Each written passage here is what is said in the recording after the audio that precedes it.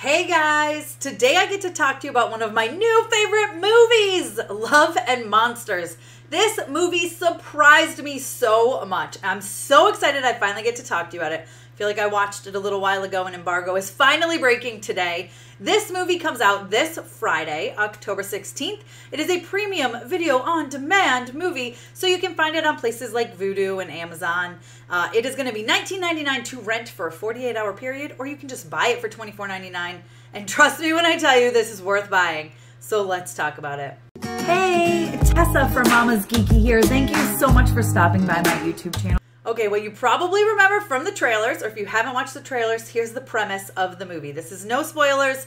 Everything about this you find out in the first 2 minutes, and like I said, in the trailers. So, there is this asteroid coming towards Earth. It is going to kill all of us. So, what does everybody decide to do? Every country gets together and shoots all of their rockets at the asteroid to blow it up. Success! We win! We destroyed the asteroid. Yay! Not yay. Because these rockets run on like nuclear chemicals, and these chemicals rain down on Earth, and well, a lot of insects and amphibians, cold-blooded animals, they mutate. Not so good for humankind. I mean, we have giant goldfish that are eating their pet owners.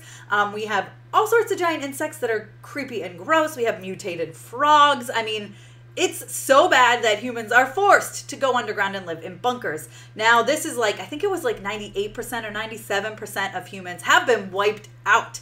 They tell us this again at the beginning. Now, that's where the monsters part comes in.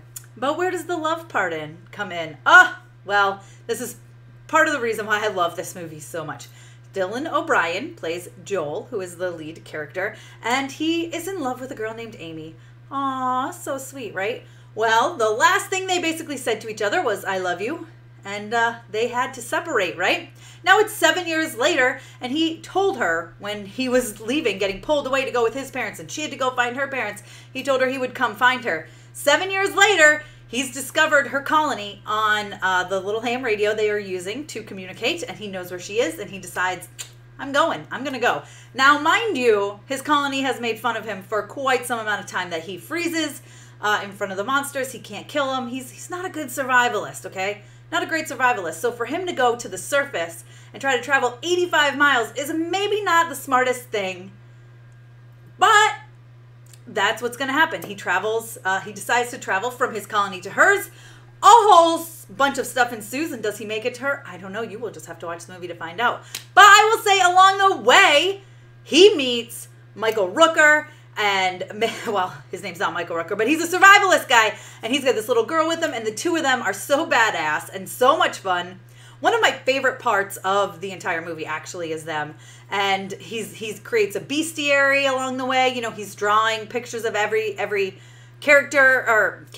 monster, and, like, their weaknesses and stuff like that. And, man, the whole thing is so great. It's such a good watch. Now, the monsters are a little cheesy here and there. I mean, some of them are really cool. There's like a crab that's super cool. There's like a worm thing that was actually really creeped me out. But some of them are a little cheesy, a little silly. But, I mean, really, they're just fun, right? The monsters aren't the major part of it. I mean, to me, it's more love story, which is part of why I loved it so much. But, you know, the monsters are pretty cool. And they're pretty fun, you know. They're maybe deadly, maybe not deadly, maybe some are, maybe some aren't, but I feel like I'm going to spew spoilers, so I'm going to stop talking about the movie, and I will just tell you that I absolutely loved it. I thought the monsters were fun. I thought the acting was amazing. My only complaint is that we didn't get enough Michael Rooker. He's not in this movie enough. He's one of my favorite actors. I mean, clearly. Where is it? There it is. Clearly, he's one of my favorite actors. He's literally on my arm, as Yondu, of course. But yeah, I think he's amazing, so I would have liked to see more of him, although he's in this for, I don't know, probably half hour, 40 minutes, and I just wish it had been longer. But yeah, I'm a big fan of his. And listen, Dylan O'Brien is great in this role. Like, it was so much fun. Like, this movie was just fun. I'm not going to lie. I had a lot of fun from beginning to end with the love and the monsters, and just, so much of it was so good. The cinematography was really cool. There was a lot of really fun shots. especially when like worms and big giant worms and stuff are moving underground. That was a lot of fun. There's some cool like explosions. Then who doesn't love explosions? So there is action. There is a good amount of action. Yes, there is suspense. Yes, there are a few jump scares, but not really. It's not really a scary movie. Like I said, it's more love story, which I'm here for. So you guys let me know if you're excited to watch this down below.